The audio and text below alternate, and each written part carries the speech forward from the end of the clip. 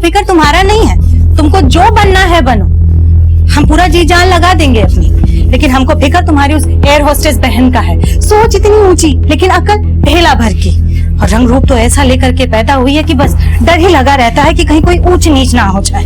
दिन चढ़ने को आ गया है लेकिन अभी तक कॉलेज से नहीं आई है। कंचन तू ये सब छोड़ और जा करके जानकी को ले आ। ठीक है। आज मजा आया नहीं क्लास करके। कल सुबह एकदम टाइम पे आ जाना। हाँ चलो फिर, बाय बाय। हम भी कोई विक्की से कम नहीं है।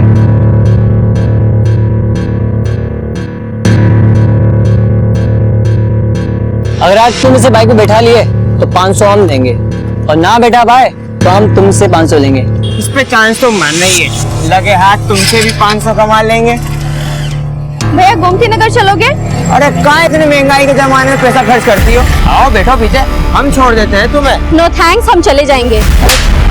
अभी सिर्फ थप्पड़ मारा है, अगली बार ऐसा किया तो जेल भेज देंगे, समझे? चलो दीदी।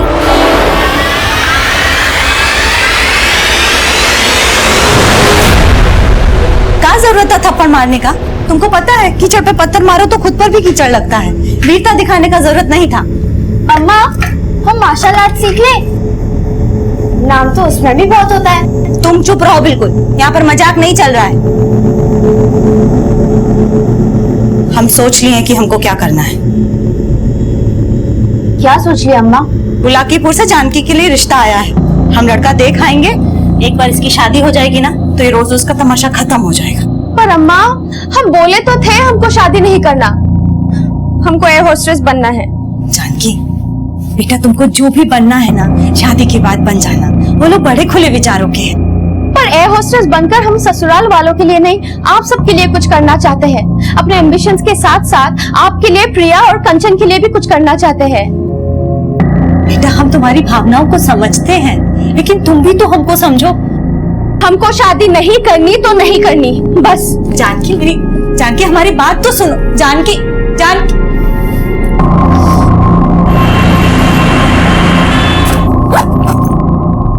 हम खाना बना दिए हैं, तुम लोग खा लेना। हाँ, और ध्यान रखना, हमको सुबह का आते आते 7-8 बज जाएगा।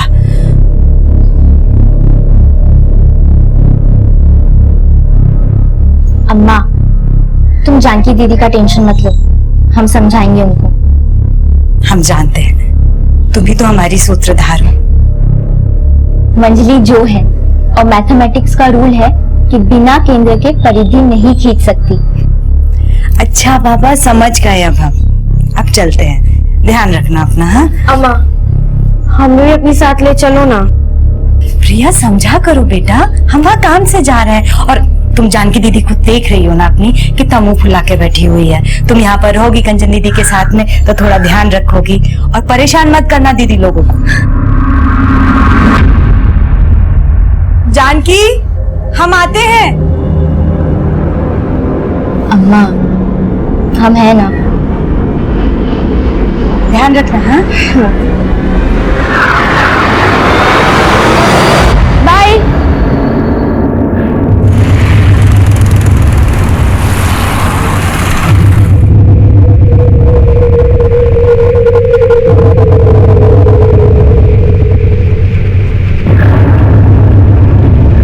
बुलाकीपुर से जानकी के लिए रिश्ता आया है।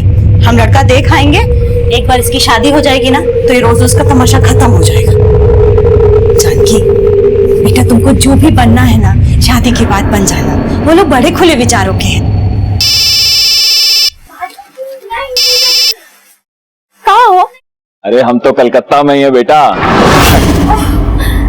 पापा, कैसे आप? बेटा हम तो अच्छे से हैं, तुम बताओ तुम कैसी हो? नहीं पापा। हेलो पापा, आप कैसे हो? कब आ रहे हो?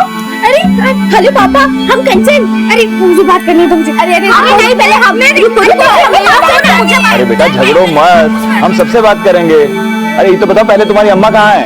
अम्मा तो बुलाकीपुर गई हैं, सुबह आएंगी। तुम सब लोग घर में अकेले हो?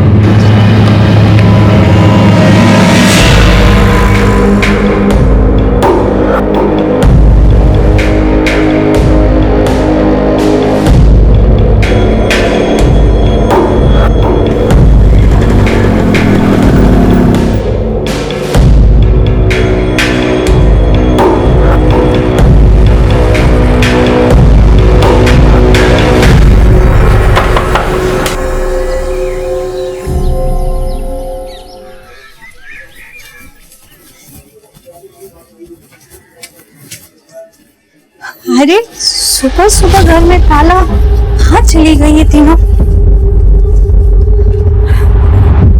आरती बेटा, अरे तुमने जानकी, कंचन या प्रिया को कहीं देखा?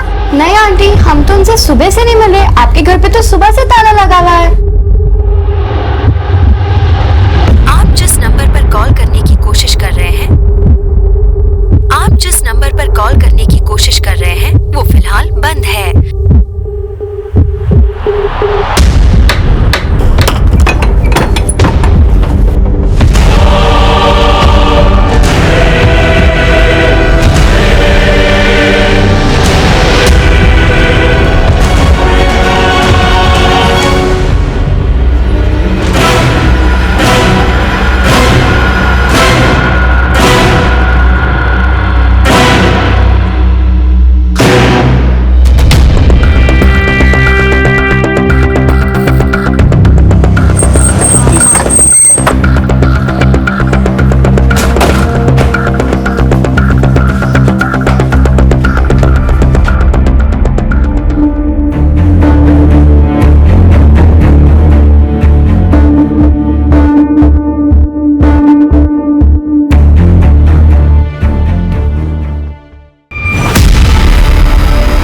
दोनों बच्चों को बड़ी बेरहमी से मारा गया, शायद लगातार चाकू से वार किए गए।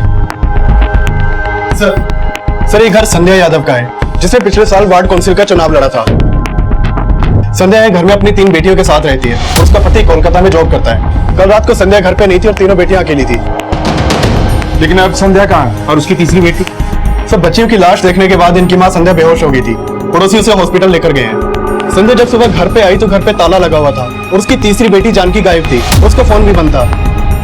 सर जानकी तीनों बहनों में सबसे बड़ी है। पता करवाओ कि इन तीनों लड़कियों की मां संध्या कैसी, और पड़ोसियों से पूछताछ करो क्या किसी के पास संध्या के पति का नंबर है। सर संध्या के पति का नंबर मिल गया है और उससे पड़ोसी ने ऑलरेडी फोन कर दिया है।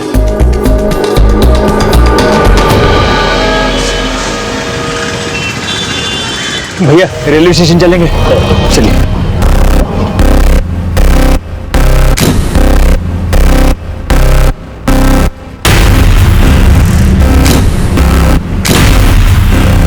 अब साहब बोलना तो नहीं चाहिए, लेकिन प्रिया और कंचन की बड़ी बहन थोड़ा भटक गई थी।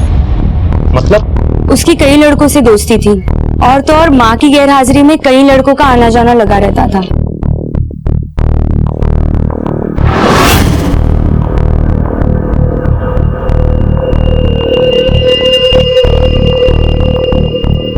साहब कल रात को भी संध्या घर पे नहीं थी, तो क्या पता जानकी का कोई दोस्त आया हो यहाँ पर। कौन सा दोस्त? आप लोग जानते हैं?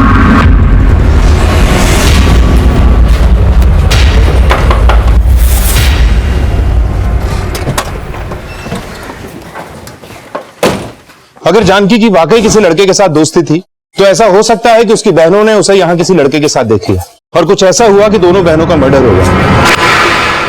साहब जानकी ऐसी नहीं थी जैसा वो लोग बोल रहे। उसको तो खुद लड़का लोग परेशान करता था। उसका किसी लड़के के साथ कोई दोस्ती नहीं था साहब। कौन लड़के छेड़ते थे? कोई एक नहीं था साहब। बेचारी का कॉलेज आना जाना मुश्किल हो रखा था। कल तो जानकी और कंचन का एक लड़के के साथ झगड़ा भी हुआ था। वो लड़का कौन था? ये तो वही लोग जानते थे साहब। आपने कहा कि कुछ लड़के जानकी को परेशान करते थे, फिर भी आप अपनी लड़कियों को अकेला छोड़कर कल रात बाहर चली गई।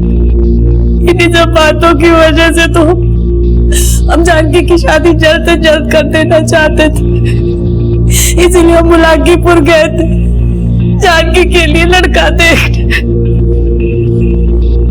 हम भी यही सोच रहे कि हम क्यों गए अपनी बच्चियों को अकेला छोड़ के। अच्छा, हमें पता चला है कि आपने पिछले साल वार्ड काउंसिल का इलेक्शन लड़ा था। आपका किसी के साथ कोई इशू था? हमारा मतलब है कि इन लड़कों के अलावा आपको किसी और पे शक है? साहब वो चुनाव हम हार गए थे। एक हारे हुए उम्मीदवार से किसी का क्या दुश्मनी होगा साहब। हमारी जानकी को ढूंढ दीजिए साहब। हमको बहुत डर लग रहा है साहब। पता नहीं हमारी बच्ची के साथ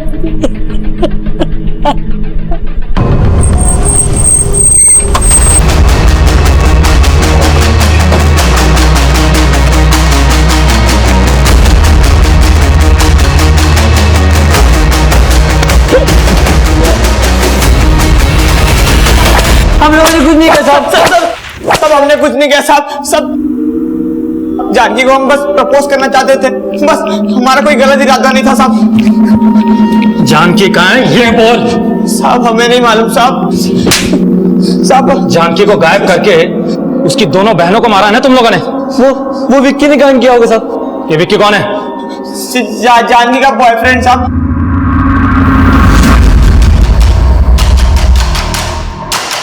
पुलिस अब भी जानकी का पता लगाने में सफल नहीं हो पाई थी। शक के दायरे में आए उन तीनों लड़कों को लगातार रिमांड में लिया जा रहा था और इस बीच जानकी के कॉल रिकॉर्ड सामने आए।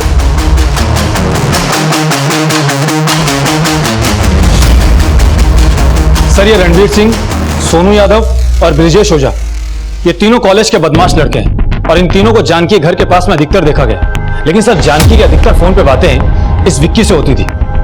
सर ये विक्की जानकी का बॉयफ्रेंड है। बॉयफ्रेंड? लेकिन जानकी की माँ तो उसके लिए रिश्ता ढूंढ रही थी। हाँ सर, लेकिन सर हत्या वाली रात को विक्की ने जानकी को फोन किया था रात को 11 बजे और उस रात को उसका फोन भी उस एरिया के पास में ही एक्टिव था। लेकिन अब वो गायब है और उसकी फैमिली भी उसके बारे में कुछ नहीं जानती। ये विक्की, हमें इस पे शक है। क्या आप लोग जानते हैं इसे?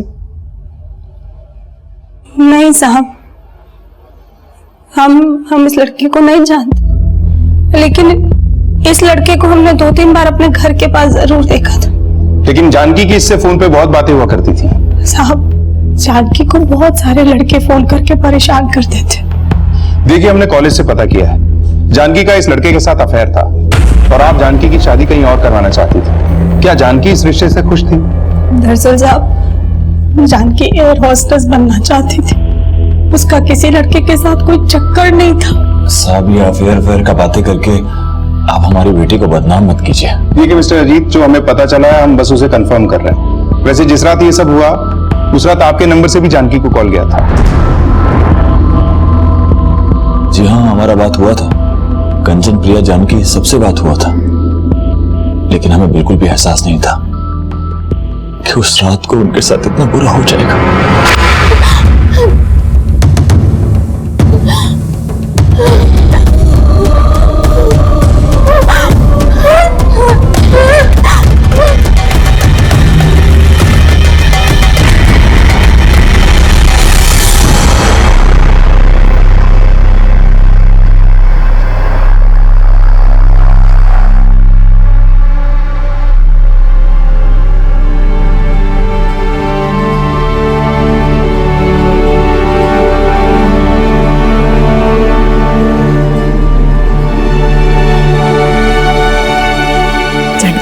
ये देखो कैसा लगा ये सूट तुमको? बहुत अच्छा अम्मा। जब लड़के वाले देखने आएंगे ना तुमको तो यही सूट पहनना, बहुत अच्छी लगेगी। नहीं पहनना हमको कोई सूट वूट और ना ही शादी करनी है। इस बार ना मैंने पक्का फिक्स कर लिया है, हम बड़े होकर बैडमिंटन प्लेयर बनेंगे।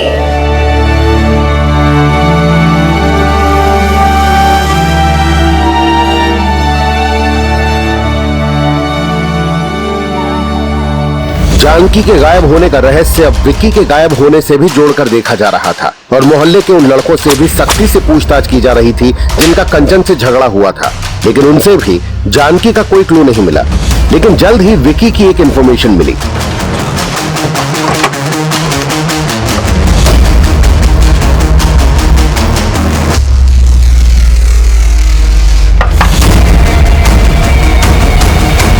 जानकी कहाँ है? सब जानकी हमारे साथ नहीं है। चल थाने चल। जो भी किया है अभी बोल दो, बाद में बहुत तकलीफ होगी। सर हम मानते हैं उस दिन हम जानकी के यहाँ गए थे उससे मिलने, पर सर हमने कुछ नहीं किया। लेकिन इतनी रात को उसके घर करने क्या गए थे? सब जानकी नहीं हमें बुलाया था।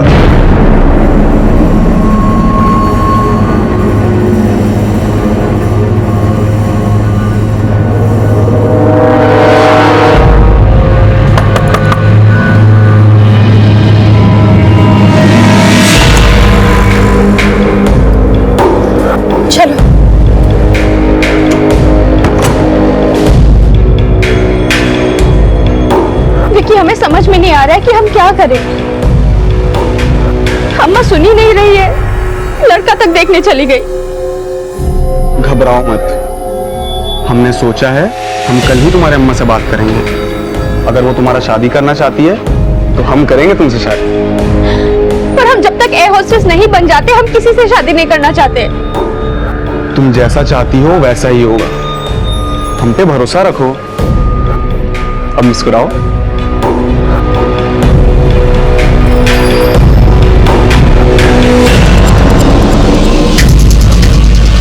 दीदी दीदी तुमको शर्म आनी चाहिए, तुमने अम्मा का भरोसा तोड़ा है। कंचन, मैं जानकी से प्यार करता हूँ। तुम दीदी को फुसला सकते हो लेकिन हम तुम्हारी बातों में नहीं आने वाले। कंचन, अब विकी तुम प्लीज जाओ यहाँ से।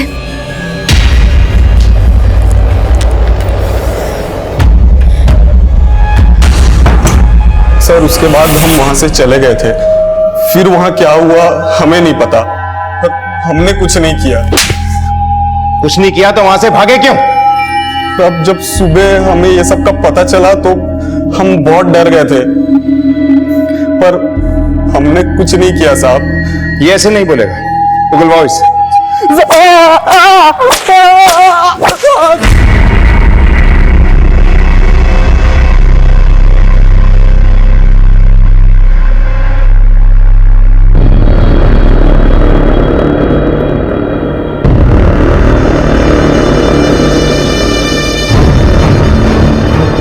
सर हमने विक्की को बहुत तोड़ा, लेकिन वहीं का वहीं है। और सर उसके कॉल रिकॉर्ड्स में भी ऐसा कुछ नहीं मिला है जिससे यह मालूम चले कि उसने ही जानकी को कहीं छुपा के रखा होगा। चल बे, लेके आ लड़की को।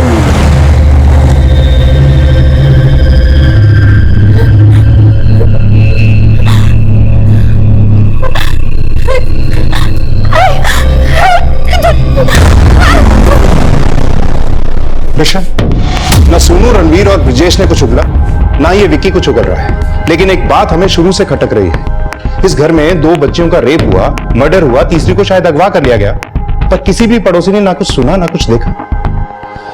कोई ना कोई जरूर कुछ ना कुछ छुपा रहा है। ऋषभ, मुझे लगता है हमें स्निफर डॉग्स की मदद लेनी चाहिए। अपराधी शायद इसी एरिया का है। सर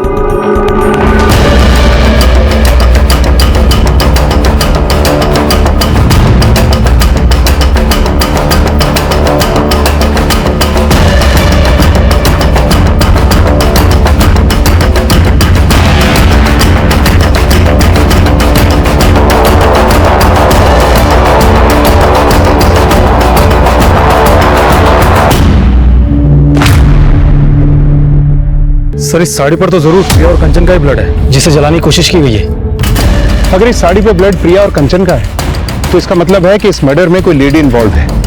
मर्डर करते हुए उसका ब्लड इस साड़ी पर आ गया होगा, इसलिए इसे जलाने की कोशिश की गई। मिश्रा, फॉरेंसिक टीम से कहो कि पता करें कि ये ब्लड किसका है।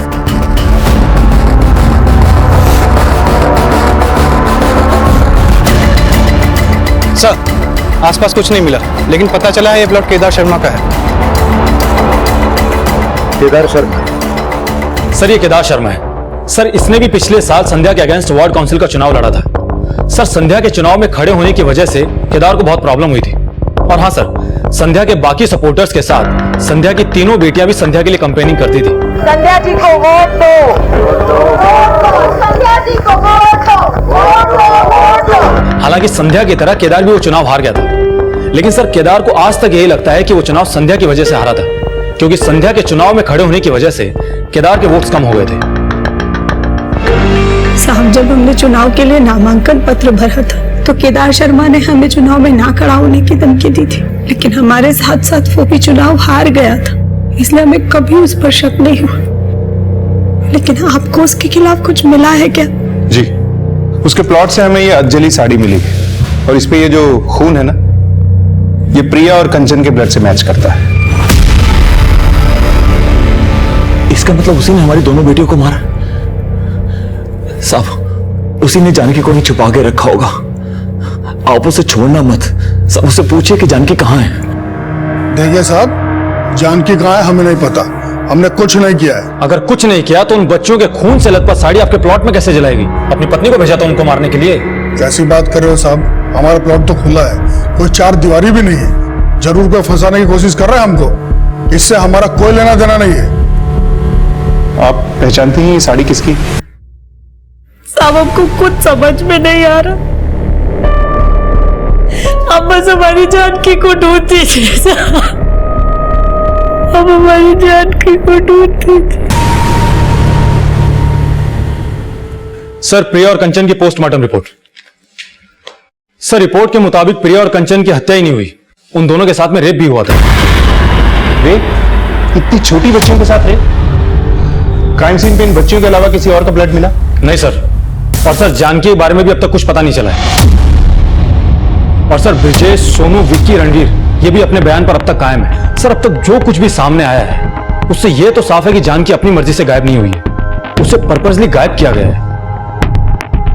दो लड़कियों का रेप करने के बाद मर्डर किया गया है, तीसरी को शायद किडनैप किया गया है। मुझे नहीं लगता यह काम अकेले विक्की का है। हो सकता है विक्की ने इस काम में किसी की मदद ली, या फिर वो तीनों लड़के इसमें इन्वॉल्व हो। यह काम केदार के इशारे पे भी हो सकता है। सबका डीएनए टेस्ट करवाओ और यह भी पता लगाओ कि केदार ने यह काम किससे करवाया है। और हाँ, संध्या के इलेक्शन में कुछ मेल सपोर्टर्स ने उसकी हेल्प की थी।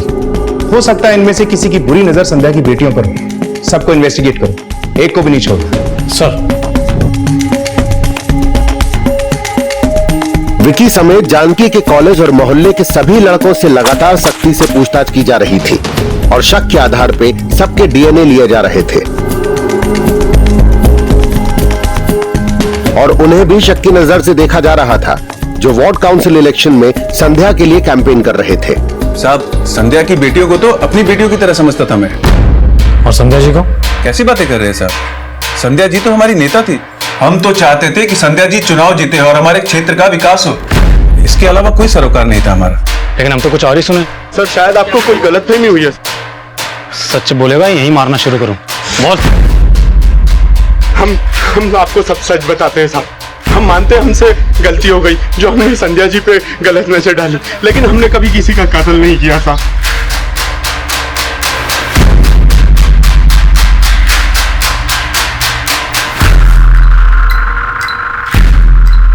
सर, हमने जानकी के कॉलेज के लड़कों और केदार और उसके आदमियों समेत सबके डीएनए टेस्ट करवा लिए हैं, लेकिन सर इनमें से कोई भी ये नहीं मान रहा है कि इन्होंने कुछ किया है। लेकिन मिश्रा, हमारे लिए यह भी जानना जरूरी है कि इनमें या इनके अलावा ऐसा कौन है जिसका कनेक्शन उस साड़ी से है जिसपे प्रिया और कंचन के ब्लड स्टेन मिले। क्या इस सब में वाकई कोई औरत इन्वॉल्व है, या उस साड़ी पर इन बच्चियों के खून के धब्बे मिलने का चक्कर कुछ और ही है? आखिर ये साड़ी किसकी हो सकती है? हम हार कर बच्चों, सबने मिलके हमको हरा दिया। फिक्र मत करो अम्मा, अगली बार हम जरूर जीत जाएंगे। हमको अपने हार और जीत का कोई फिक्र नहीं है बेटा। हमको तो तुम लोगों की हार और जीत से फर्क पड़ता है। जिस दिन तुम लोगों के सपने पूरे होंगे ना, सही मायनों में उस दिन हमारी जीत होगी।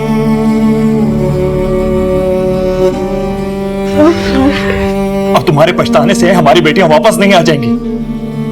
हम उन्हें तुम्हारे भरोसे छोड़कर गए थे और आज तुम्हारी लापरवाही के कारण हमारी बच्चियां।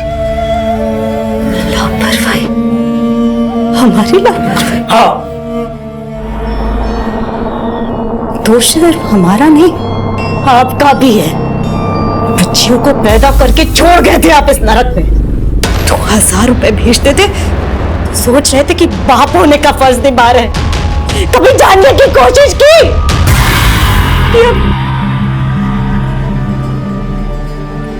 आज आपके दोष की वजह से हमारी बच्ची हमसे दूर हो गई।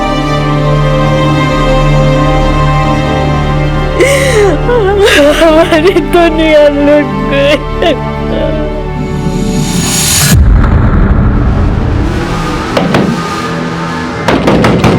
कौन है? क्या है? क्या लेने आया? तू हमसे बदला लिया है ना? क्या? कंचन और प्रिया को तो तुमने नहीं छोड़ा। अब बता, जानकी कहाँ है? पगला गया क्या? हाँ? चल निकल यहाँ से। साले, तुम्हारा इतना हिम्मत? हाँ? तुम हमको साला बोलेगा?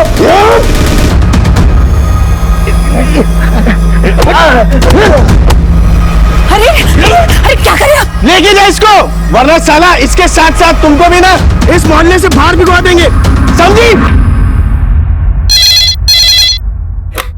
हेलो,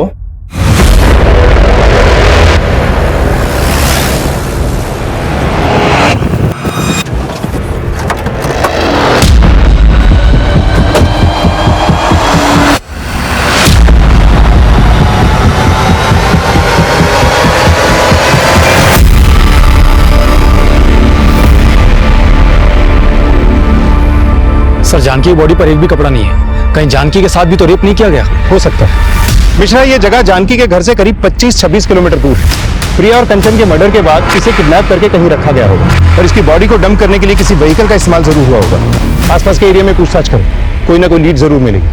और जानकी के घर वालों को इन्फॉर्म कर दो, बॉडी को पोस्टमार्टम के लिए भिजवाओ। सर।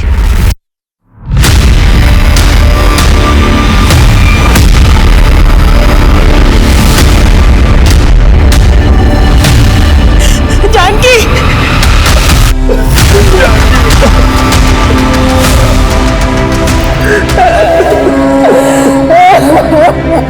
अब हम समुद्र से 35,000 फीट ऊपर उड़ रहे हैं। दीदी, मैंने कुर्सी की पेटी बांध रखी है और प्लेन के उड़ने के बाद आप अपनी पेटी खोल सकते हैं। मैंने पेटी खोल दी। मैंने भी। अरे खोल दी है तो मुझे क्यों देख रहे हो? खिड़की से बाहर देखो, क्या दिख रहा है? ठंडे ठंडे बादल। दिल कर रहा है खिड़की तोड़ के बादल के साथ उड़ूं। अरे अरे ऐसा मत करो, नहीं तो प्लेन क्रैश हो जाएगा। चलो, प्लेन क्रैश हो गया।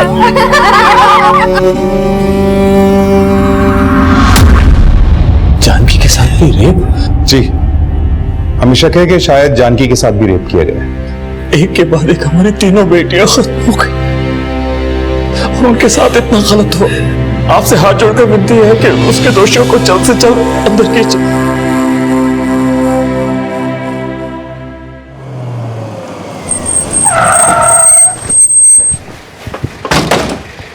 सर, आपको ऐसा नहीं लगता कि अजीत हमसे कुछ छिपा रहा है? लेकिन ऐसा है क्या जो वो हमसे छुपाएगा? सर एक बात पता चली है। अजीत का अपने इलाके में रहने वाले दीनानाथ नाम के आदमी के साथ झगड़ा हुआ था। दोनों के बीच में बहुत मारपीट हुई। सर, ये अजीत दीनानाथ के साथ इसलिए झगड़ा कर रहा था क्योंकि उसे दीनानाथ पे शक था कि दीनानाथ ने उसकी बच्चियों का रेप और मर्डर किया है। सिर्फ झगड़े के वक्त अजीत की बीवी संध्या भी वहां मौजूद थी। क्या इन्हें शक था कि दीनानाथ ने इनकी बेटियों का रेप और मर्डर किया? ताज्जुब की बात है। एक तरफ तो ये हमसे कहते हैं कि हमारी बेटियों को इंसाफ दिलाओ, और दूसरी तरफ ये हमसे ये बात छुपाते हैं कि इन्हें किसी दीनानाथ पे शक है। इस दीनानाथ और दोनों पति पत्नी के बारे में सब कुछ पता करो। सर, पुलिस अब दीनानाथ और अजीत के उस राज का पता लगा रही थी जो जल्द ही इस केस में कई और एंगल्स खड़ा करने वाला था और जो अजीत की भूमिका पे भी प्रश्न चिन्ह खड़ा करने वाला था।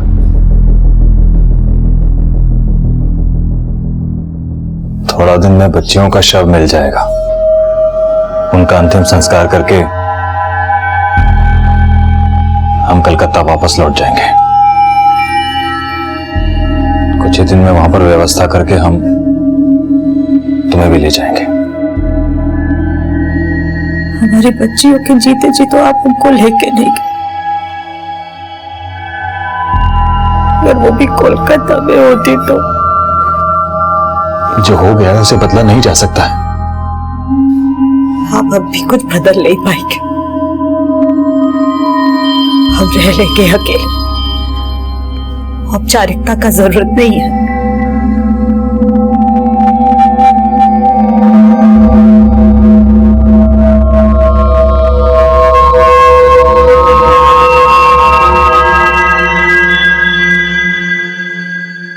सर, संध्या के पति अजीत के बारे में कोलकाता पुलिस ने एक इंफॉर्मेशन दी है। अजीत की कोलकाता में एक और बीवी है। सर, अजीत और दीनानाथ के झगड़े की वजह पता चली है।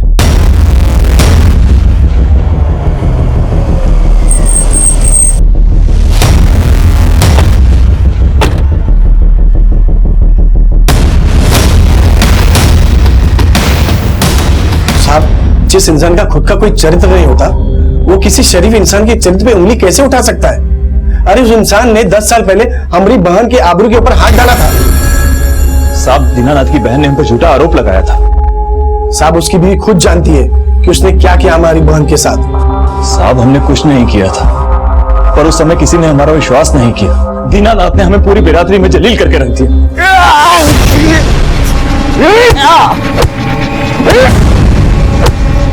साहब, वो बहुत ताकतवर इंसान है। हम उसके सामने बहुत गिड़गिड़ाए कि भाई हमारे परिवार को यहाँ रहने दो, हम यहाँ से छोड़कर चले जाएंगे।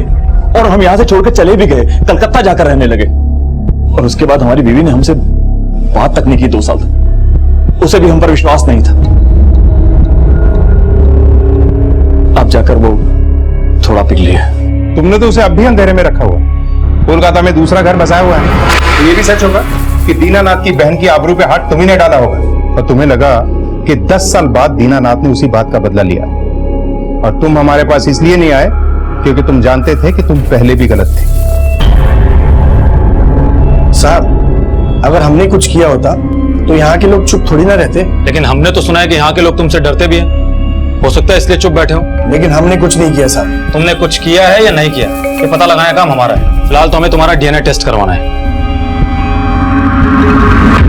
साहब, हम जानते थे अजीत जी गलत है और हमें यह भी आभास हो गया था कि वो कोलकाता जाकर हम सबको भूल गए। हमें ये नहीं पता था कि उन्होंने वहां जाकर अपनी नई दुनिया बसा ली। अब हमें किसी से कोई लेना देना नहीं है सर। अब जब हमारी बेटियां ही नहीं रही तो हमारी जिंदगी का कोई मकसद नहीं है। सर, अगर अजीत ने कोलकाता में दूसरी शादी कर रखी थी तो अजीत के पास में अपने बच्चों को मारने का मोटिव जरूर होगा। सर, हो सकता है कि अजीत को इस बात का डर हो कि उसकी दूसरी बीवी को उसकी पहली बीवी के बारे में पता न चल जाए और संध्या उस रात को जिंदा इसलिए रह गई क्योंकि वो बुलाकीपुर गई थी। लेकिन सर, हमने अजीत की एलिबाई कंफर्म की। हत्या वाली रात अजीत कोलकाता में ही था और मर्डर कंचन और प्रिया का हुआ था, जबकि जानकी को अगवा किया गया था। सर, ये भी तो हो सकता है कि अजीत की कोई चाल हो ताकि हमारा शक उन लड़कों पे जाए जो उन्हें छेड़ा करते थे। और सर, उस रात को अजीत ने अपने बच्चों को फोन भी किया था, लेकिन वो हमें बिना पता चले दीनानाथ पे शक जाहिर कर रहा था। मुझे नहीं लगता इसमें अजीत का हाथ होगा। हाँ, ये हो सकता है कि अजीत की दूसरी बीवी ने यह करवाया। उसे पता चला हो कि अजीत पहले से शादीशुदा था और उसने सबसे बदला लिया। अजीत और उसकी दूसरी बीवी दोनों को इन्वेस्टिगेट करो। और वो एरिया जहां से जानकी की बॉडी मिली थी, वहां से कोई लीड मिली? नहीं सर, हमने वहां काफी पूछताछ की लेकिन कोई लीड नहीं मिली। ठीक है, वो एरिया और संध्या के घर का एरिया दोनों का डंप डाटा चेक करो। कोई ना कोई कॉमन नंबर जरूर मिलेगा, क्योंकि ये तो कंफर्म है कि जिसने भी कंचन और प्रिया का मर्डर किया है उसी ने जानकी की बॉडी को उस एरिया में डंप किया होगा।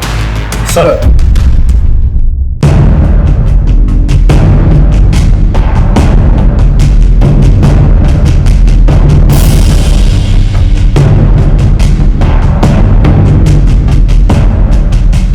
संध्या की तीनों बेटियों समेत क्या वाकई कोशिश संध्या को मारने की भी हुई थी, या हत्यारे का मकसद सिर्फ उसकी बेटियों को छीन लेना था? इस केस में लगातार कई थ्योरी सामने आ रही थी और इस बीच जानकी की पोस्टमार्टम रिपोर्ट सामने आई। सर, जानकी की पोस्टमार्टम रिपोर्ट। सर, जानकी का मर्डर कंचन और प्रिया के मर्डर के 4 दिन बाद हुआ था और जानकी के साथ मर्डर से पहले रेप भी किया गया था। सर, ये अजीत की दूसरी बीवी कामिनी है। सर, हत्या वाली रात को ये कोलकाता में ही थी। मैंने इसके कॉल रिकॉर्ड्स मंगवाए हैं, शायद कुछ लीड मिले। और अजीत के बारे में कुछ पता चला? नहीं सर, और हम लोग डंप डेटा भी स्टडी कर रहे हैं और अब तक जितने भी डीएनए टेस्ट करवाए हैं उनकी रिपोर्ट्स भी 5 से 6 दिन के बाद आनी शुरू हो जाएगी। लेकिन डीएनए रिपोर्ट आने तक का अभी हम इंतजार नहीं कर सकते। अब तक जितने भी सस्पेक्ट हमारे सामने आए हैं सबको रिविजिट करो। दोनों क्राइम सीन्स का डंप डेटा चेक करो। हो सकता है कोई ऐसा क्लू मिले जो हमें असली अपराधी तक ले जाए। पुलिस अब हर सस्पेक्ट को नए सिरे से इन्वेस्टिगेट कर रही थी और हर बारीक से बारीक चीज को फिर से टटोला जा रहा था। और इस बार ऐसी बात सामने आई जिसने फिर से पुलिस की थ्योरी बदल दी। सर, हत्या वाली रात को ये रामकुमार बुलाकीपुर में था जहां संध्या गई थी। ये रामकुमार संध्या का सपोर्टर है ना, जो उसके लिए कैंपेनिंग कर रहा था? हाँ सर। तो फिर ये वहां संध्या के साथ क्या कर रहा था? संध्या जी बुलाकीपुर में जो लड़का देखने गई थी जानकी के लिए, उस लड़के के बारे में हमने ही बताया था। लेकिन आप संध्या जी के साथ लड़के वालों के नहीं गए? मैं गया था साहब, बस थोड़ी देरी से पहुंचा था। बाद में मिला था मैं संध्या जी को। संध्या जी लड़के वालों के यहाँ से 7 बजे निकली थी और बुलाकीपुर में अपने सहेली के घर 11 बजे पहुंची। और ये 7 से 11 बजे तक आप दोनों साथ में थे, ये हमने पता कर लिया। और जिस तरह से आप लोग मिल रहे थे उससे हमें यह भी पता लग गया है कि आपका अफेयर चल रहा था संध्या जी के साथ। ये तो सीसीटीवी दिखा दो कि आप और संध्या जी कहां गए थे बुलाकीपुर में। साहब, माना कि हमारा पति हमेशा से बेवफा था, लेकिन हमने उसके साथ बेवफाई करने की कभी सोची भी नहीं। बस राजकुमार जी से विचार मिल गए तो हमें लगा कि हमें कोई संभालने वाला मिल गया। और आपकी बेटियों को आपके इस अफेयर के बारे में पता लग गया था, इसलिए आपने अपनी बेटियों को। साहब, बेटी थी वो हमारी, जान से ज्यादा चाहते थे हम उनको, और आप हम पर इतना घटिया आरोप लगा रहे। हमारा विश्वास कीजिए साहब, हमारा और संध्या जी के संबंध का उनकी लड़कियों की हत्याओं से कोई लेना देना नहीं है। सर, रामकुमार से मुलाकात कैसे हुई आपकी? हमने चुनाव लड़ा था, उसमें उन्होंने हमारा बहुत सहयोग किया था, तो बस वहीं पर मुलाकात हुई थी। सर, संध्या की बेटियों का मर्डर ही नहीं, उनके साथ में रेप भी हुआ है। आपको क्या लगता है, क्या संध्या किसी भी वजह से अपनी बच्चों के साथ में ऐसा करवा सकती है? हो सकता है इसमें रामकुमार का कोई मकसद है। लेकिन सर, रामकुमार के खिलाफ तो कुछ नहीं मिला अभी तक। ये रामकुमार भी शादीशुदा है ना? हाँ सर।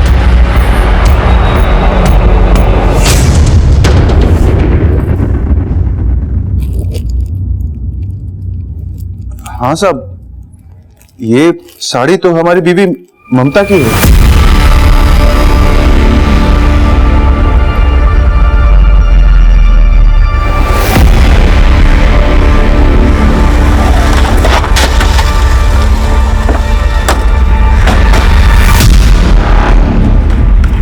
कहाँ लेके जा रहे हैं हमको? छोड़िए हमको, छोड़िए।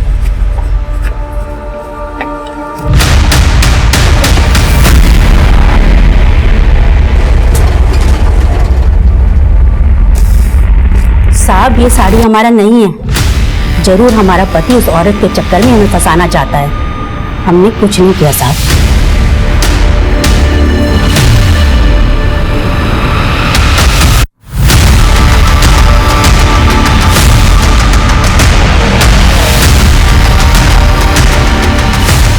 सर, ममता के पास तो फोन नहीं है और मैंने ममता के बेटे राजीव के कॉल रिकॉर्ड चेक किए, उसमें कुछ भी सस्पिशियस नहीं मिला। सर, हमने दोनों क्राइम सीन्स के डंप डेटा टैली किए और उसमें एक नंबर ऐसा मिला है जो दोनों क्राइम सीन्स पे एक्टिव था। सर, वो नंबर हिस्ट्री शीटर झूलन का है। सर, फिलहाल इसका नंबर बंद आ रहा है। झूलन? मतलब ये कांड जिस किसी ने भी करवाया है, ये झूलन हमें उसके बारे में बता सकता है। पता करो ये कहां, उठवाओ इसे। सर।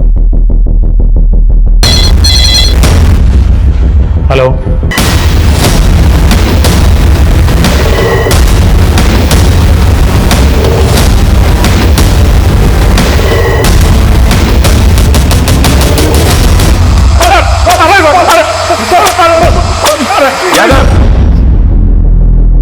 बोल, किसके कहने पे किया ये सब?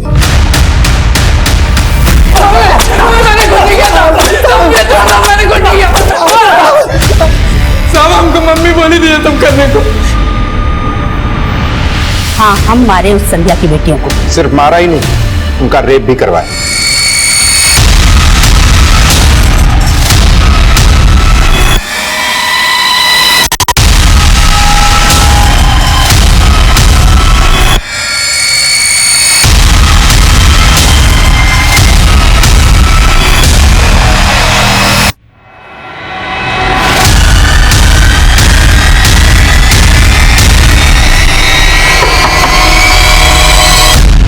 फिर आ गया वो।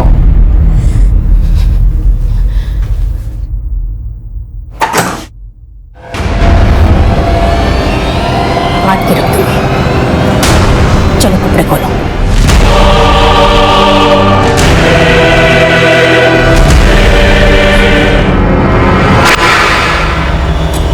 साहब, मैं फिर उस लड़की को अपने साथ ले गया था और अपने अड्डे पे बांध कर रखा। साहब, उन लोगों ने जब मुझे बाकी के पैसे दे दिए तो मैंने उस लड़की को मार के फेंक दिया। साहब, साड़ी पे खून लग गया था, इसीलिए उसे जलाया।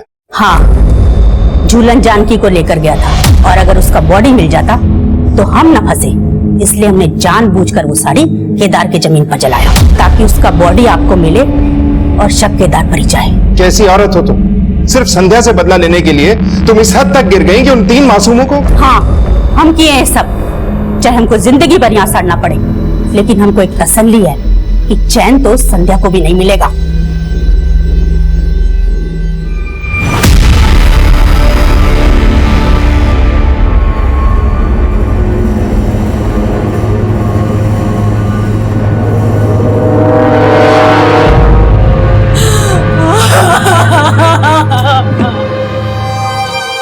अपनी जिंदगी का खालीपन भरने के लिए हम कभी कभी ऐसी मृत तृष्णाओं का शिकार हो जाते हैं जिनमें फंसकर हमें सिर्फ मौजूदा वक्त ही दिखता है, लेकिन दूरगामी परिणाम पर नजर नहीं जाती। माना हम जिंदगी में ठोकर खाकर ही सीखते हैं, लेकिन उन रास्तों से हमेशा बचकर चलना चाहिए जहां ठोकर खाने के बाद संभलने का भी मौका नहीं मिलता।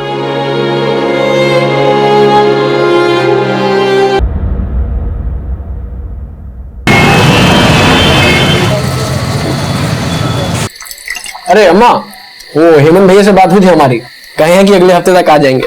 अरे वाह, ये तो बहुत ही अच्छा बात है। छुट्टी मिल गया क्या उसको? अरे अम्मा, अगर छुट्टी नहीं मिलती तो आते कैसे? अरे हाँ, देखो कितना बढ़िया संजोग है, उसको छुट्टी मिल गया और तुम्हारे बाबूजी रिटायर भी कर रहे हैं। बहुत साल के बाद सब परिवार एक साथ रहेंगे। सही बात है। अरे बाबूजी क्या हुआ?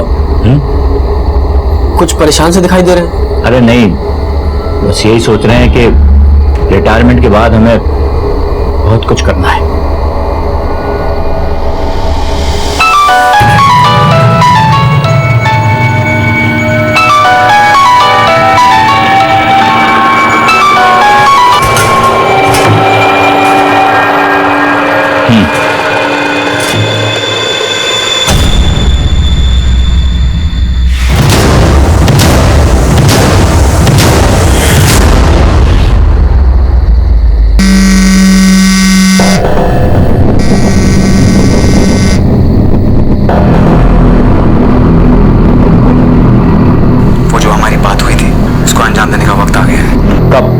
इसी वक्त? कहाँ? स्टेशन रोड के पास, वहीं जहाँ 3 रास्ता मिलता है स्टेशन के पास। ठीक है, मैं अभी आता हूं।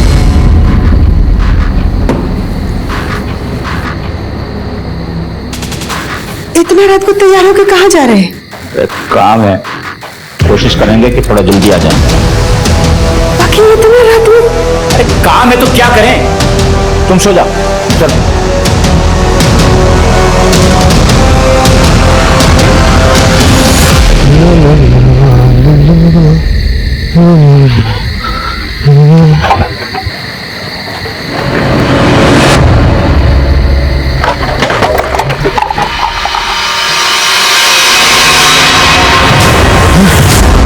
The number you are trying to call is currently switched off.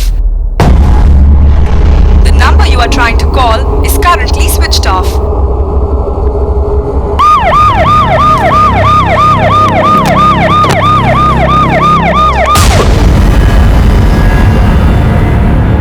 Body पे 3 गोलियों के निशान है। गोलियां बहुत नजदीक से मारी गई हैं, पॉइंट ब्लैंक रेंज। शायद रिवॉल्वर से शूट किया गया है।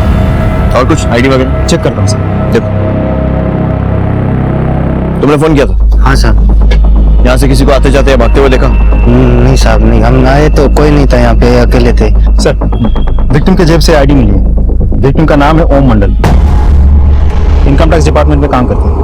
इनकम टैक्स डिपार्टमेंट के आदमी को इस तरह मारने का क्या कारण हो सकता है? ए बेटा पवन, ए बेटा उठो ना जल्दी से। देखो ना, तुम्हारे पापा बाहर बोल के गए कि आते हैं, इतना देर होगा आए ही नहीं। अम्मा कुछ बता रहे कि कहाँ जा रहे हैं? बोले थे कि काम से जा रहे हैं, आ जाएंगे। अच्छा रुको, तुम टेंशन ना लो, हम लगाते हैं। The number you are trying to call is currently switched off. अम्मा उनका फोन तो बंद आ रहा है।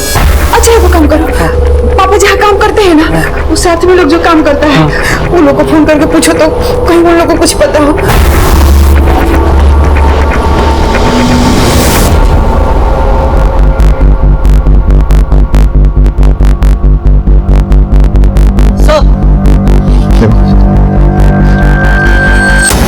मोबाइल और इनहेलर मिला है, शायद विक्टिम का है, वहां पर गिरा हुआ था। मोबाइल ऑन करने पर पासवर्ड लॉक बता रहा है। उस तरफ देखो वर्मा, सर चेक करो।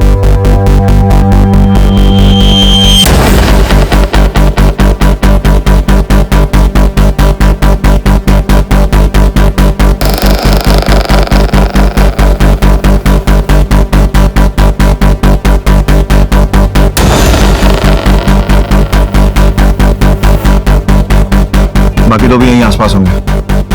पूरे एरिया में अच्छे से छानबीन करो।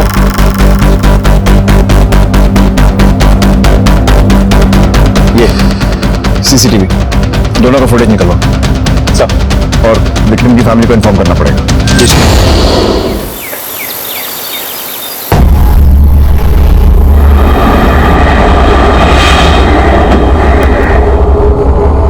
अभी ओम मंडल? हाँ, हमारे बाबूजी। स्टेशन के पास 3 रास्ता पर उनकी लाश मिली, किसी ने उन्हें गोलियां मारी। ये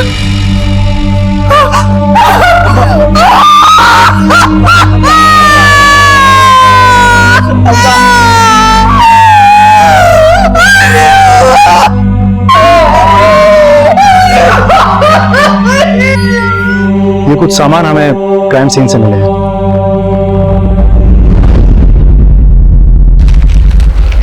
सर ये तो हमारे बाबूजी का है।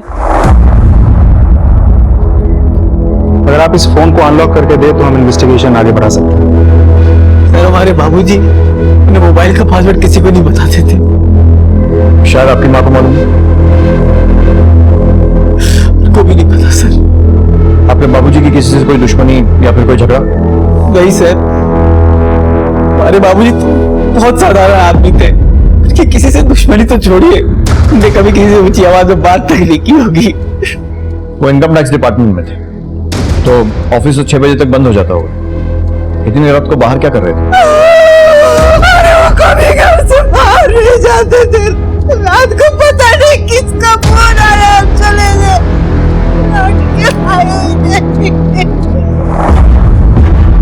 वर्मा साहब, फोन को साइबर सेल भेजो और अर्जेंट बेसिस पर डेटा और कॉल रिकॉर्ड कर दो। जी sir. Sir Verma sir sir आप खा लीजिए, मैं बाद में आऊँ। अरे नहीं, आओ बैठो। Thank you. बोलो क्या खाओगे? गरम गरम? नहीं सर, मैं लंच करके आया। पक्का? अच्छा, जरूरी बात, ओम मंडल की कॉल डिटेल निकालना बहुत जरूरी है। हमें यह पता करना है कि उस रात को किसका फोन आया था जिसके बाद वो इतनी रात को घर से निकली। सर सॉरी सर, मैंने आपको डिस्टर्ब किया। नहीं बोलो। सर हमने उस जगह काफी लोगों से बातचीत की है, लेकिन किसी ने ना कुछ सुना है ना देखा है। और हाँ सर, क्राइम स्पॉट पे 2 सीसीटीवी फुटेज में से एक कैमरे का फुटेज तो करप्ट निकला है और दूसरे कैमरे का फुटेज ये रहा।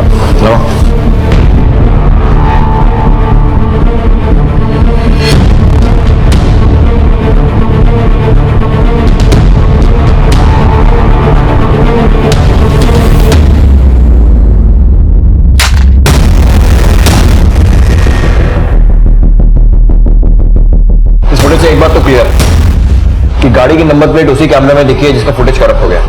उस फुटेज को फौरन आईटी सेल भेजो और उनसे बोलो किसी भी हालत में उसे रिकवर करें। गाड़ी का नंबर मिलना बहुत जरूरी है। जिस तरीके से इस हत्या को अंजाम दिया गया है, 38 mm Italian revolver, professional killers, बहुत सोच समझ कर ओम मंडल की हत्या की गई। ढूंढ निकालो। बाबूजी की बॉडी को आने में 2 घंटे और लगेंगे। मैंने और भी लोगों से बोल दिया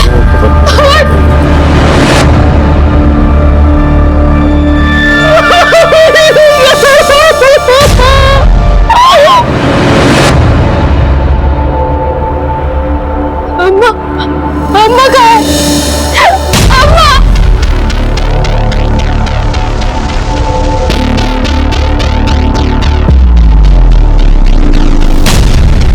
सर हम 3 भाई बहन, हेमंत भैया सबसे बड़े। उनकी शादी 4 साल पहले ही अंजलि भाभी से हो गई थी। हेमंत भैया गुजरात में कॉटन मिल में काम करते। अंजलि भाभी का मायका यही है, तो वो मायके आई हुई थी। जैसे ही उनको खबर मिली वो तुरंत घर आ गई। हेमंत अभी कहाँ है? सर वो भी आ रहे हैं रास्ते में। और तुम्हारी बहन? सर प्रिया, वो तो अपने पति के साथ घर आ चुकी है। उसका पति सुमित इंश्योरेंस एजेंट है। तुम्हारी शादी नहीं हुई? नहीं सर, लेकिन हमारी सगाई हो चुकी है। बाबूजी ने ही नेहा को हमारे लिए पसंद किया था। सब कुछ अच्छा चल रहा था, जाने किसकी नजर लग गई। चिंता मत करो, तुम्हारे पिता के हत्यारों को बहुत जल्दी खोज निकालेंगे। फिलहाल घर जाओ, जरूरत पड़ी तो दोबारा बुलाएंगे। जी सर।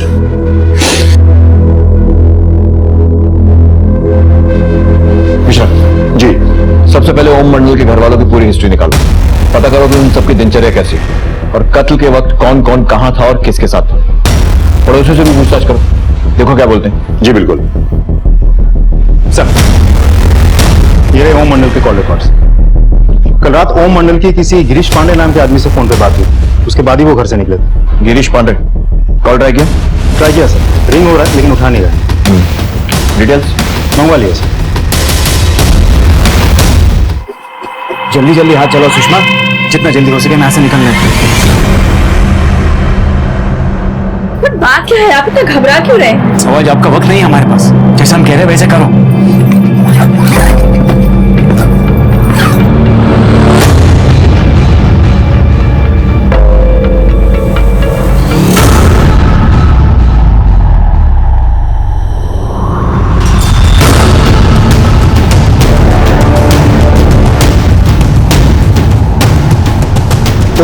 की अचानक हुई हत्या ने छोटे से मुंगेर शहर में बहुत बड़ी सनसनी फैला दी थी। आखिर ओम की हत्या किसने और क्यों की थी? वो शख्स कौन था जिसने ओम से उस रात फोन पे मिलने की बात की थी? क्या ओम की हत्या में उसी का हाथ था? पुलिस के लिए एक बहुत कठिन केस की ये महज शुरुआत थी। साहब, ओम भाई की लड़की प्रिया बीच में गायब हो गई थी। पूरे मोहल्ले में इस बात की चर्चा थी। वही साहब, लव सब का चक्कर था। कुछ महीने पहले की बात है। प्रिया बिना किसी को बताए हुए अपने बॉयफ्रेंड सुनील के साथ भाग गई थी। मैं कहता हूँ निकलो यहाँ से, चलो। शर्म नहीं आई तुझे? पूरे समाज के सामने हमारी इज्जत पे गोबर पोत दिया तूने। पर बाबूजी, सुमित में खराबी क्या है? हम प्यार करते हैं एक दूसरे से। बाहर में जाओ तुम और तुम्हारा प्यार। चलो निकलो, मैं कहता हूँ निकलो यहाँ से। देखिए, सब हम ही को देख रहे बाबू।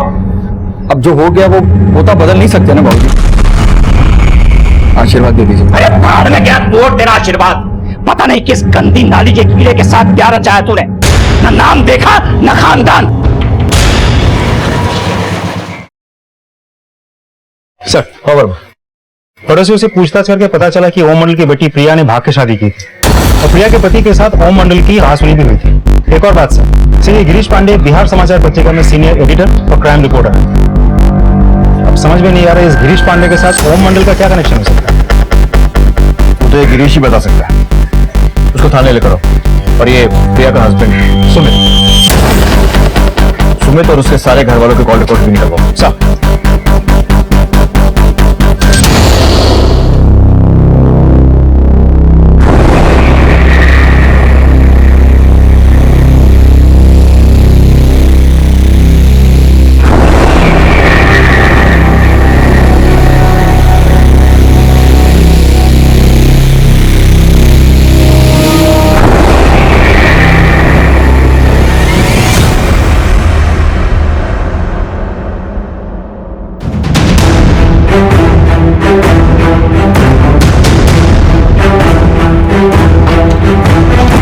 यहाँ तो लॉक लगा हुआ है। पड़ोसियों से पूछताछ करते आओ। जी बिल्कुल। सुनिए सर। जी सर। गिरीश पांडे यहीं रहते हैं ना? जी सर, रहते तो यहीं पे हैं। आपको जानते हैं इनके बारे में? दोनों साथ में निकले भी थोड़ी देर पहले और उनके साथ में बहुत सारा सामान था। कैसे गए? बाइक से गए, गाड़ी से गए? कोई नंबर वगैरह देखा आपने? नहीं सर, देखा तो नहीं है। जाते वक्त कुछ जिक्र किया था उन्होंने? फ्लाइट से जाएंगे, ट्रेन से, बस से? नहीं सर, कोई जिक्र नहीं किया उन लोगों ने। Thank you. Okay sir. Control room से तुरंत कोऑर्डिनेट करो और पता करो इस गिरीश का मोबाइल लोकेशन क्या है। जी बिल्कुल। हाथ से निकलना नहीं चाहिए। जी बिल्कुल। गिरीश का लोकेशन बस स्टैंड के पास का है। एक मिनट आगे।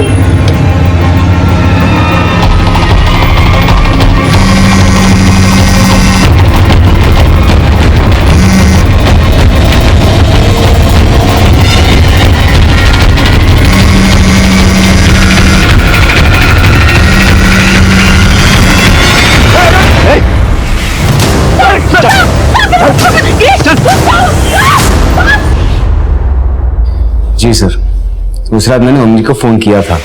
वो जो हमारी बात हुई थी उसको अंजाम देने का वक्त आ गया है। कब? इसी वक्त। कहाँ?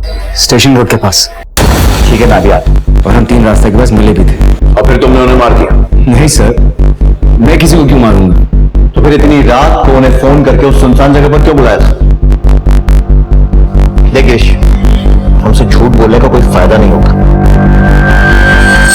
हमें न्यूज ब्रेक करने के बारे में भले ही कुछ नहीं मालूम, लेकिन हड्डियां ब्रेक करने के मामले में हमारी मास्टरी है। सर, ओम जी के पास अपने डिपार्टमेंट की एक बहुत बड़े स्कैम की इंफॉर्मेशन थी जो मेरे साथ शेयर करने वाले थे। उनका कहना था कि इस स्कैम में काफी बड़े नाम भी इन्वॉल्व हैं। मामला संजीदा था, इसलिए किसी सुनसान जगह पर मिलने की बात हुई थी। तो क्या इंफॉर्मेशन शेयर की उन्होंने? कुछ नहीं सर, वो बस मुझसे मिले और कहे कि फिलहाल उनके जान को खतरा है, कोई उनका पीछा कर रहा है और हमारी अगली मुलाकात में मुझसे सारी इंफॉर्मेशन शेयर करें। अगर तेरी बात छोटी निकली ना, तो जिस अखबार के लिए काम करता है ना, उसकी अगली हेडलाइन तेरे नाम की हो। अभी जाने दे रहा हूं, लेकिन शहर छोड़कर मत जाना।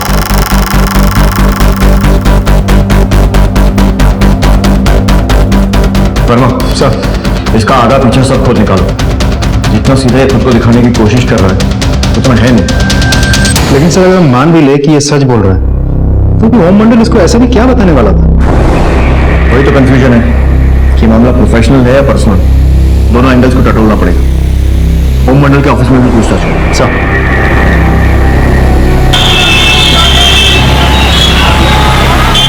सर ओम साहब तो बहुत अच्छे इंसान थे, बिल्कुल हीरे जैसा दिल था उनका। सर ये क्या कर रहे हैं? अरे तुम्हारी सास की दवा के काम आएंगे। लेकिन सर मैं आपसे पैसे कैसे ले सकता हूँ? तुम मेरे बेटे की तरह हो, ले सकते हो, रख लो। क्या ओम मंडल ने तुम्हारे सामने कभी किसी स्कैम का जिक्र किया था? नहीं सर, ऐसा कभी भी नहीं कहा उन्होंने कुछ। ठीक है सर। सर मैंने ओम जी के और भी कलीग से बात की है, लेकिन किसी के मुंह से किसी तरह के स्कैम के बारे में नहीं सुना सर। अच्छा बाकी कलीग से बात करके देखते हैं, किसी ने कुछ तो सुना होगा। जी बिल्कुल।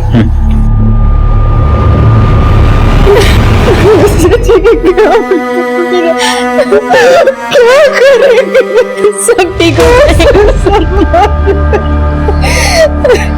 प्रिया, यही सही मौका है अपने भाइयों से हिस्से के बारे में बात कर।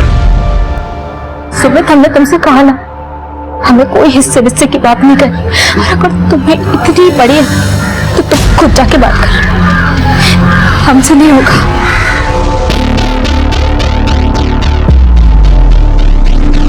कमरे में चलिए।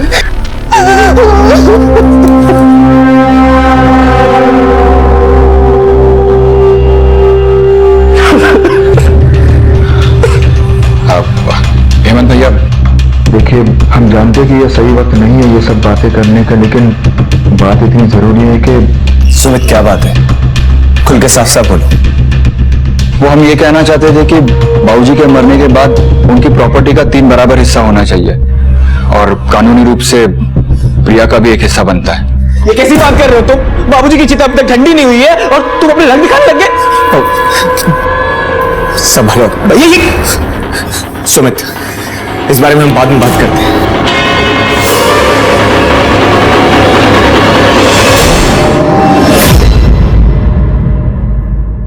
सबकी नजरों में बहुत इज्जत थी उसकी, होती भी कैसे ना, एक नंबर का ड्रामेबाज और बनावटी था वो। मतलब सब कई बार मैंने उसको किसी के साथ फोन पर खुसू करते हुए देखा था और ऑफिस के वक्त भी बीच में गायब हो जाता था 2-3 घंटे के लिए। मुझे लगा कि कोई लड़की का चक्कर होगा। अच्छा ये बताओ कि ओम किसी स्कैम वगैरह के बारे में पता कर रहा था? सर वो 2 नंबरी जर्नलिस्ट गिरीश को तो जानते ही होंगे आप, हमारे ऑफिस में भी कई लोगों को ब्लैकमेल कर चुका। आज से कुछ महीने पहले मैंने ओम को गिरीश के साथ जाते हुए देखा था। ओम की अचानक हुई हत्या ने जहां कई सवाल खड़े कर दिए थे, वहीं उसके किरदार के कई पहलू भी सामने आने लगे थे। आखिर ओम की जिंदगी से जुड़ी ये संदिग्ध महिला कौन थी?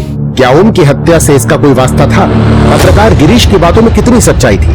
क्या वाकई किसी घोटाले की जानकारी ओम के पास थी या खुद ओम किसी घोटाले को अंजाम दे रहा था? जिस रात ओम मंडल जी की हत्या हुई, तुम और सुमित कहाँ थे? जी हम दोनों उस रात अपने घर पे थे। अपने पिता से आखिरी बार कब मिली थी? जब हमें तुम्हारी और सुमित की लव मैरिज और उससे जुड़े पूरे टंटे के बारे में मालूम है, तो बेहतर यही होगा कि जो कुछ भी है साफ साफ बता दो। देखिए उस बात को तो 6 महीने से भी ज्यादा हो चुका है।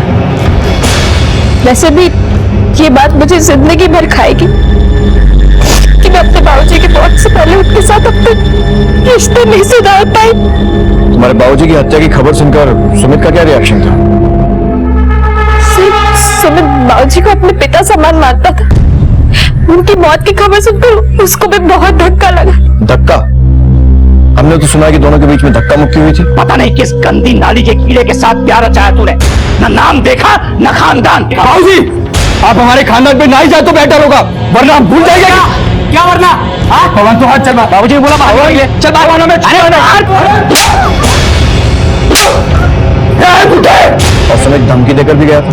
गौतम क्या, अगर हमने हमारी तमीज छोड़ दी ना तो बहुत बुरा होगा। दिखा इसने हाथ, इसलिए कहा था चलो आगे ऐसे। चलो तुम लोग अंदर चलो। बाबूजी मेरी बात सुनो।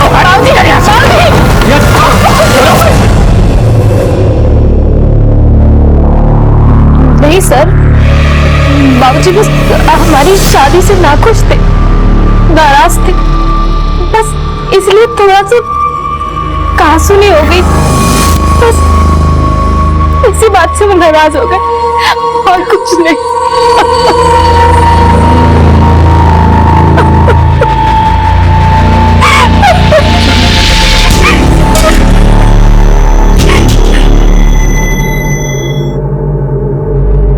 तुम उस रात कहाँ थे? सर हम गुजरात में थे। इसी हफ्ते एक हफ्ते की छुट्टी लेके अपने घर आने वाले थे, लेकिन उससे पहले बाबूजी। तुम्हें किसी को शक है?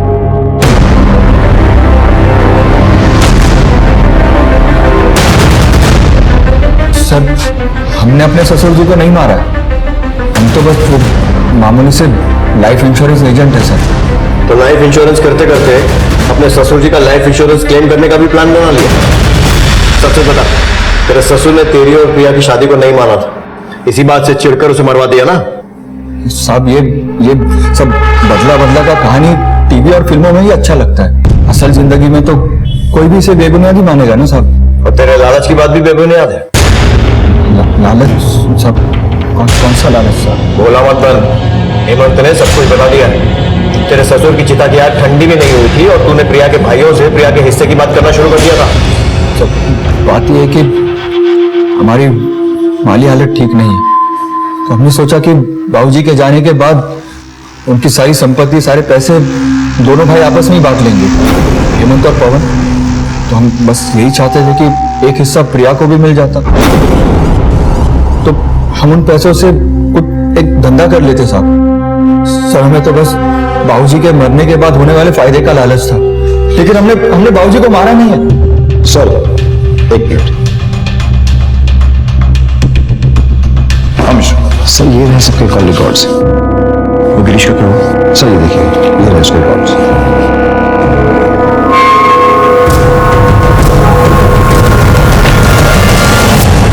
गिरीश पांडे क्राइम रिपोर्टर, तो इतना तो मालूम ही होगा, क्राइम नेवर पेज। तुम्हारे कॉल रिकॉर्ड्स के हिसाब से तुम उस जगह मौजूद थे जहां ओम मंडल की हत्या हुई, और तुम्हें खुद ब्लैकमेलिंग के जुर्म में अरेस्ट किया गया था। और ओम मंडल भी तो कोई स्कैम उजागर करना चाह रहे थे ना, तो 2 और 2 4 मिलकर सारे रास्ते तुम्हारी तरफ भी इशारा कर रहे हैं। सर जिस केस की आप बात कर रहे हो उस केस में मुझे झूठे एलिगेशन में फंसाया गया था, इसलिए बाद में मुझे रिहा किया गया। इसी के बाद मैंने ओम जी से मुलाकात की थी। गिरीश साफ साफ बता दो माजरा क्या था, वरना बाहर की खुली हवा तुम्हें नसीब नहीं होगी। सर मुझे पता था कि आयकर विभाग में बड़ी धांधली चल रही है, लेकिन इसे प्रूव करने के लिए मेरे पास कोई पक्के सबूत नहीं थे। इसी के बाद मैं ओम जी से मिला और उन्हें कन्विंस किया कि वो मेरा साथ दे। ओम जी बहुत भले इंसान थे, वो तुरंत मेरा साथ देने में राजी हो गए। यही वो स्कैम है सर जिसमें मैं और वो काम कर रहे थे, और ये स्कैम सामने आने से काफी लोगों की नौकरी खतरे में पड़ जाती। तो इसलिए तुमने उनसे सारे सबूत लिए और जब ओम जी ने विरोध किया तो उन्हें मार दिया। तुम्हारा झूठ ही तुम्हारे खिलाफ सबसे बड़ा सबूत बन गया गिरीश। सर मैं ओम जी से मिला था, लेकिन ना उन्होंने मुझे कोई फाइल दी और ना हमारे बीच में कोई लड़ाई हुई। हम दोबारा मिलने वाले थे, लेकिन उसी रात ओम जी की हत्या हो गई और मैं बहुत डर गया था, और इसीलिए अगली सुबह हम अपना घर छोड़कर कहीं दूर भागने वाले थे, ताकि मेरी पत्नी पर मुझ पर कोई आंच ना आए। सर ये खेल पिछले 6 महीने से चल रहा है, और हो ना हो ओम जी की शहादत भी इसी वजह से हुई है। तो और कौन कौन शामिल है इस खेल में? सर इस खेल में तो काफी प्याद है, लेकिन ये खेल आयकर विभाग के सबसे बड़े ऑफिसर्स के दत्ता और लाल गुप्ता के इशारों पर चलता है।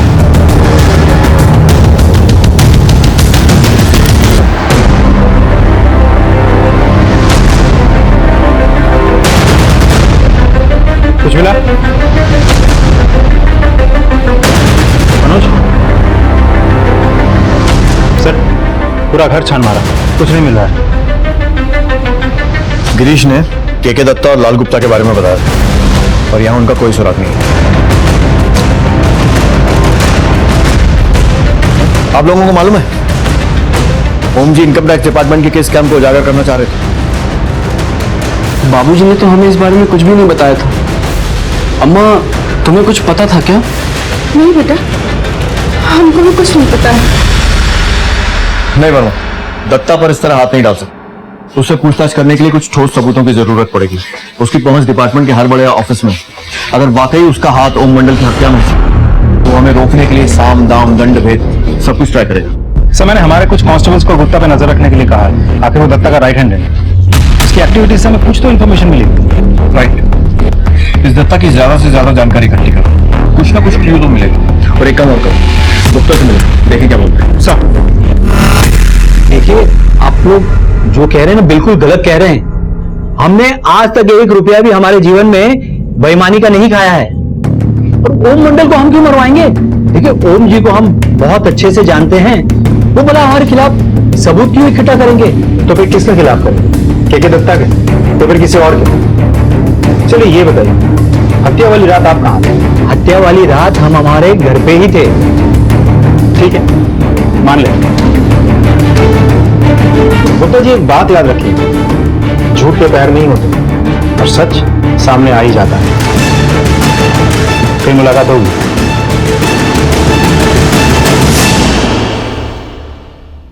सर, हाँ मैं इनकम टैक्स ऑफिस गया था, लाल गुप्ता से बात हुई नहीं, लेकिन वो जैसे बात कर रहा था मुझे ऐसा लगता है वो हमसे कुछ छिपा रहा है।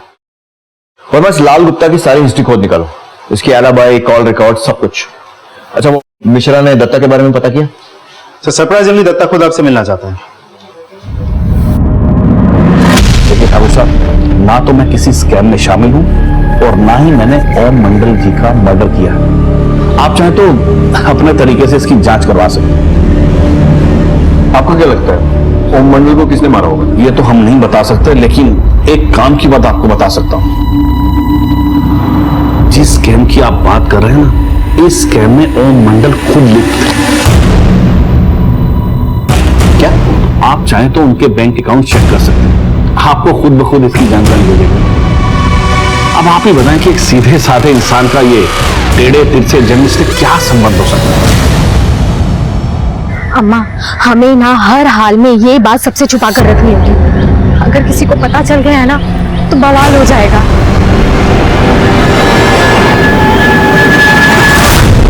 सर, और दत्ता की इंफॉर्मेशन तो सही निकली।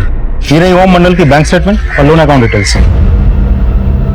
सर, इस अकाउंट में 3 बार 1-1 लाख करके पैसे डिपॉजिट किए गए थे और ऊपर से ओम मंडल ने खुद 10 लाख का एक लोन लिया हुआ था। घर गिरवी रख के लिया था ये लोन। और ये देखिए सर, एक और खास बात, पैसे डालने के 10 दिनों के अंदर बैंक से सारे पैसे निकाल लिए गए थे।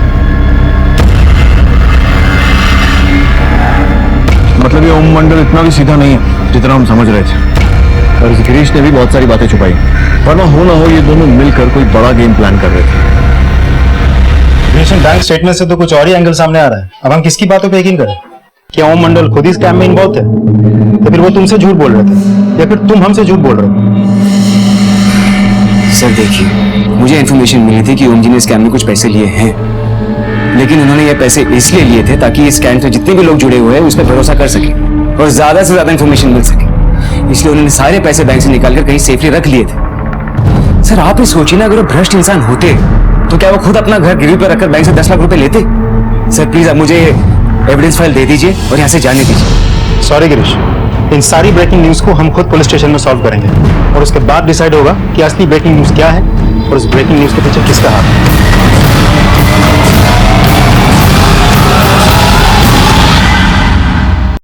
सर ये है हमारे घर के मॉर्गेज पेपर। बाबूजी ने लोन हमारे लिए ही लिया था। हमें एक स्पेयर पार्ट्स की दुकान खोलनी थी तो हमें कुछ पैसों की जरूरत थी। बाबूजी, यूपीएससी की परीक्षा तो हम 32 साल की उम्र तक देते रहेंगे, लेकिन ऐसे घर पे बैठ के क्या करें? और कुछ दिनों में तो हमारी नेहा से भी शादी हो जाएगी, तो हम सोच रहे थे कि एक स्पेयर पार्ट्स की ना छोटी सी दुकान खोल लें। कुछ आमदनी होगी तो अपने पैरों पे भी खड़े हो जाएंगे। तो अगर कुछ पैसे मिल जाते हैं, मैं देखता हूं मैं तुम्हारे लिए क्या कर सकता हूं। बाबूजी इन्हीं पैसों से हमारी मदद करने वाले थे। और वो 3 लाख रुपए जो 1-1 लाख करके उनके अकाउंट में आए थे, उसका क्या? सर ये बात शायद अम्मा को पता होगी। बाबूजी ने इन 3 लाख के बारे में हमें कभी नहीं बताया। इन्होंने 10 लाख रुपया कर्जा लिया था, लेकिन 3 लाख रुपए के बारे में हम लोग को कुछ नहीं पता है। प्रिया के पापा बहुत ईमानदार थे। तो फिर वो रिश्वत के 3 लाख रुपए कहां गए? आपके पति का किसी और बैंक में भी अकाउंट? हम लोग को नहीं पता है सर। ठीक सर, ओम मंडल के ऑफिस ड्रॉर्स की तलाश होगा।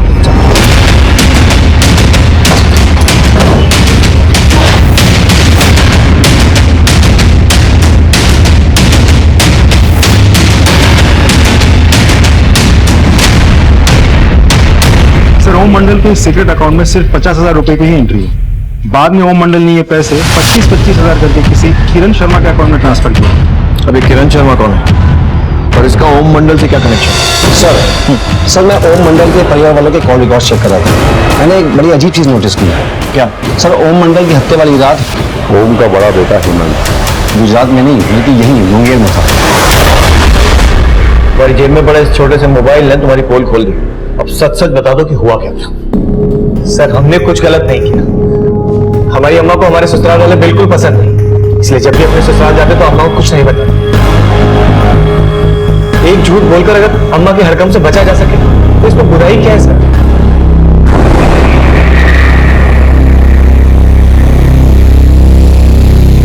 आईटी सेल ने सीसीटीवी फुटेज का कुछ हिस्सा रिकवर किया। ये रही फुटेज।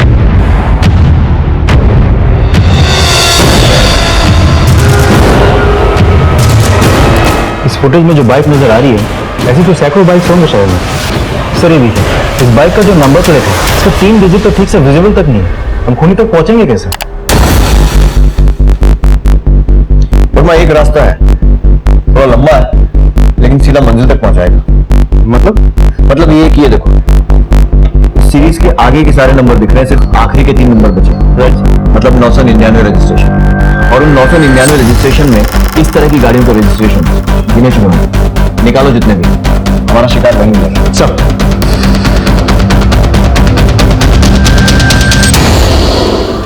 ये घर में ना सबके चेहरा पे एगो नकाब है, सब के सब झूठे, सब हमसे बात छुपाता। अम्मा, हेमंत भैया तो आपसे बात इसीलिए छुपाते थे ताकि आपको बुरा ना लगे। हमें माफ कर दो अम्मा, हम आपका दिल नहीं दुखाना चाहते थे, इसलिए वो बात हम आपको नहीं बताए। अम्मा, अम्मा। सर किरण शर्मा का पता चल गया। उनको करीब 30 साल एक प्राइवेट फर्म में काम करती है, लेकिन अभी तक हमें यह पता नहीं चला कि किरण शर्मा ओम मंडल को कैसे जानती थी। लेकिन मोबाइल लोकेशन के हिसाब से ओम मंडल अक्सर किरण के घर जाता है। वर्मा ये आदमी भी बड़ा अजीब, जितना हम इसे समझने की कोशिश कर रहे हैं उतने नए नए रूप सामने आते जा रहे हैं इसके। कभी इसकी हत्या का शक घर वालों पर जाता है तो कभी बाहर वालों पर।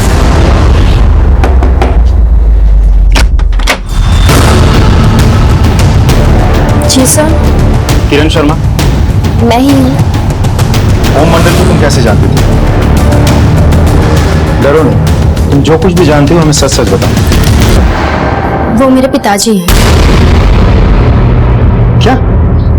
जी सर, आज से 30 साल पहले उनका मेरी माँ के साथ अफेयर था। उनसे शादी भी करना चाहते थे, लेकिन अपने परिवार के कहने पर उन्होंने किसी दूसरी औरत से शादी कर ली। सर, शादी से पहले मेरी माँ प्रेग्नेंट हो गई थी और ये सच जानते हुए भी एक आदमी ने उनसे शादी की, लेकिन शादी के कुछ दिनों बाद उनका देहांत हो गया।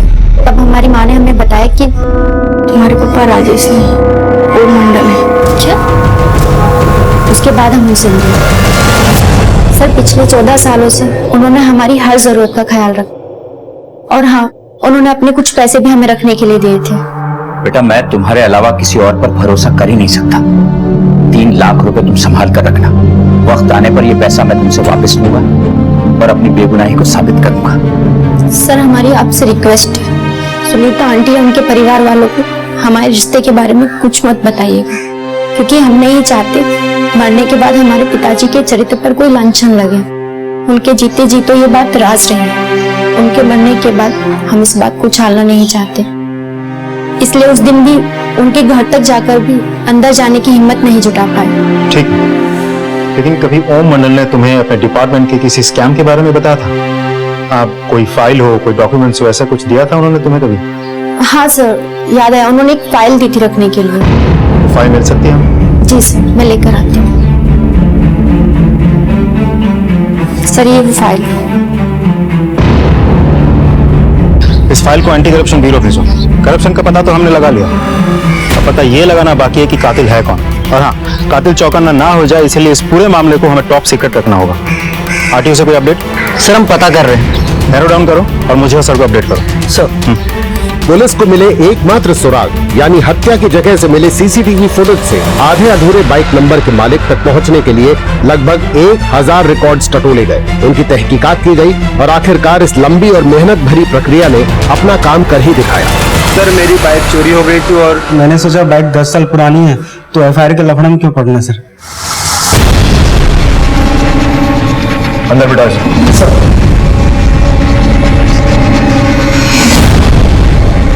मिश्रा या वसीम झूठ बोल रहा है, इसके घर की तलाशी लो। जी बिल्कुल।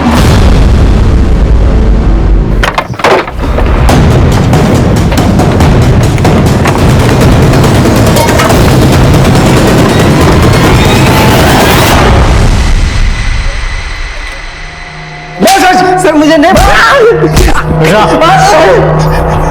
क्या रे वसीम? सर बाइक मैंने रवि को बेची थी सर। जिस बाइक के लिए लोग 20,000 देने को तैयार नहीं थे सर, उस बाइक के लिए रवि ने मुझे 50,000 दिए थे। क्यों? मुझे नहीं पता है सर। तेरा यह दोस्त रवि कहाँ मिलेगा?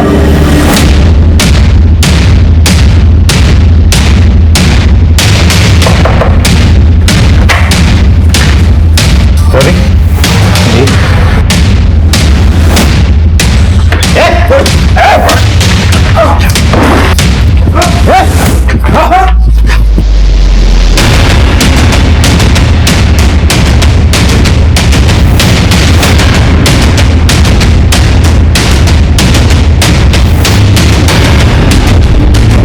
पुलिस ने कत्ल के मास्टरमाइंड का पता लगाने के लिए रवि से जुड़े हर इंसान तक पहुंचने की कोशिश तेज कर दी। एक एक हिस्ट्री शीटर के रिकॉर्ड को टटोलना शुरू किया और एक अहम कड़ी आखिर पुलिस के हाथ लगी गई। सर ये रवि और उसका दोस्त सुनील दोनों एक नंबर के छठे हुए बदमाश हैं। लूट, कॉन्ट्रैक्ट किलिंग सब मिला के दोनों के खिलाफ करीब 12 मामले दर्ज हुए हैं। सीसीटीवी में हमें जो लड़का दिख रहा है वो ना हो वो लड़का ये सुनील ही होगा।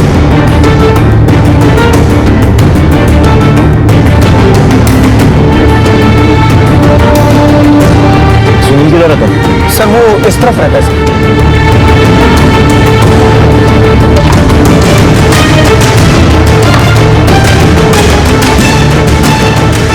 उठाओ सर।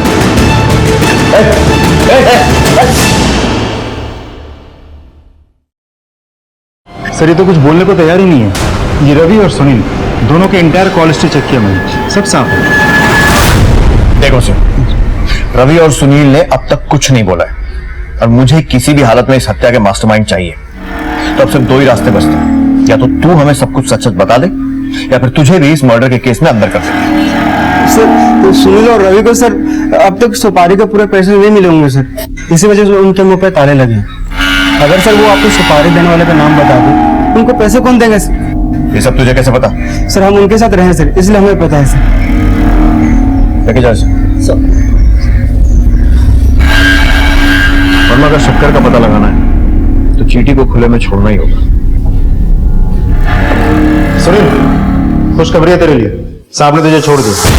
अब क्या करे, सीसीटीवी फुटेज में तू दिख नहीं रहा है, तेरे खिलाफ हमारे पास कोई सबूत है नहीं। ऐश कर। सर पहले ही बोले थे हमने कुछ नहीं किया सर। जा।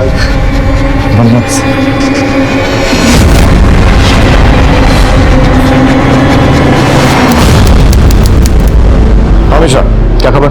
सर मैं खुद इस घर पे नजर टिकाए बैठा हूँ सर, अभी तो कोई हलचल नहीं हुई।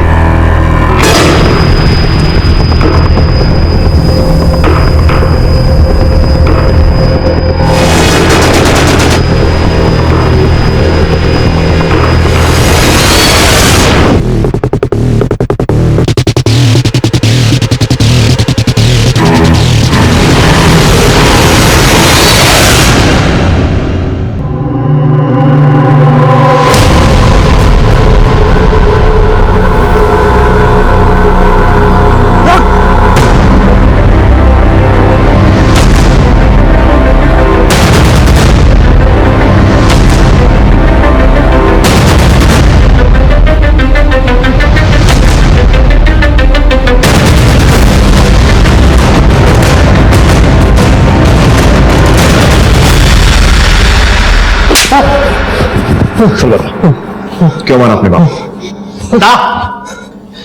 सर हम ना अगले हफ्ते 26 साल के हो जाएंगे, लेकिन अगर हमने अपनी जिंदगी में कुछ देखा है तो वो है यूपीएससी के फेल का रिजल्ट।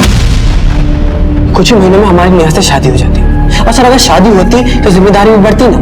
लेकिन सर हम आपको एक बात सच सच बताएं, हमने ना खुद से बड़ा उल्लू नहीं देखा। एवं भैया गुजरात में कमा रहे थे, बाबूजी के पास सरकारी नौकरी थी, और हमें तो घर से निकलने से पहले भी 100 रुपये मांगते थे। सर आपको पता है बाबूजी इस उम्र में किन लोगों से टक्कर लेने निकल पड़े थे? आयकर विभाग वालों से। लगे थे किसी फिल्मी मिशन पे कि एक दिन पूरे स्कैम का पोल खोल देंगे और बन जाएंगे देश के हीरो। कि आयकर विभाग वाले बाबूजी को तो ठिकाने लगाते लगाते हम दोनों अभी जीने मुहाल कर देते सर। तो इसलिए तूने सोचा कि इससे पहले वो ठिकाने लगाए तू ही? नहीं सर, नहीं, अभी हमारी बात पूरी कहाँ हुई है सर। इतने सालों से बाबूजी पूरे परिवार की आंखों में धूल झोंक रहे थे, लेकिन हमें पता चल गया था कि बाबूजी की एक और बेटी है। पिछले 14 सालों से उसी का तो खर्चा पानी संभाल रहे थे। बेटी, काश मैं सारी दुनिया के सामने ये कह पाता कि तुम मेरी बेटी हो। सर पैसों की जरूरत हमें थी, बाप की जरूरत हमें थी, नौकरी की जरूरत हमें थी, इन सब पे सिर्फ और सिर्फ हमारा हाथ। नेहा के घर वाले हमारे हाथ में उसका हाथ कभी नहीं देते सर, इसी में हमने ये रास्ता चुना ताकि बाबूजी की हीरोगिरी खत्म हो जाए और हमारी जिंदगी संवर जाए। और अनुकंपा नौकरी मिल जाए इसलिए तुमने अपने बाबूजी को मार दिया? हाँ सर, बिल्कुल। इसी मकसद को अंजाम देने के लिए हम रवि से गुरु 2 लाख लगेंगे। अरे इतना पैसा नहीं है हमारे पास।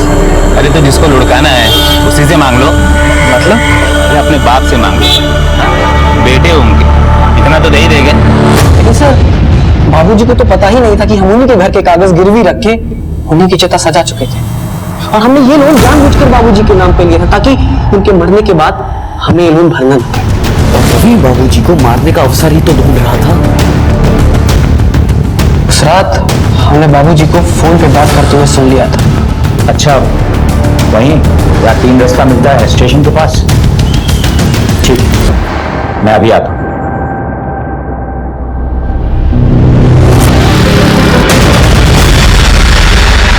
हमने तय किया था कि जैसे ये काम खत्म हो जाएगा हम धीरे धीरे करके रवि के पैसे 2 महीने में चुका देंगे, लेकिन आप लोगों ने जैसे ही सुनील को छोड़ा उसने तुरंत किसी नए नंबर से हमसे पैसे की मांग कर दी। वो शायद यहां से नेपाल भागने की फिराक में था, इसलिए हमसे पैसे मांगने आ पहुंचा और हम फंस गए। जिस नौकरी के लिए इतनी बड़ी साजिश की थी ना, अब जेल की सलाखों के पीछे बैठकर उसकी याद कर।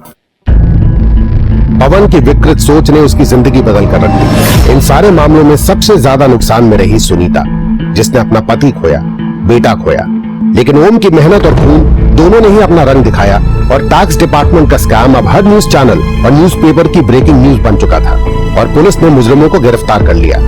जो पिता अपना ही मकान गिरवी रख के अपने बेटे को कारोबार के लिए रकम दे सकता था, वही पिता शायद खुल के बात करने पर पवन की हर समस्या का समाधान भी दे सकता था। इसलिए आपस में खुल के बात करना बेहद जरूरी है। इस तरह के और भी एपिसोड देखने के लिए हमारे चैनल को सब्सक्राइब करें और बेल आइकन दबाना ना भूलें।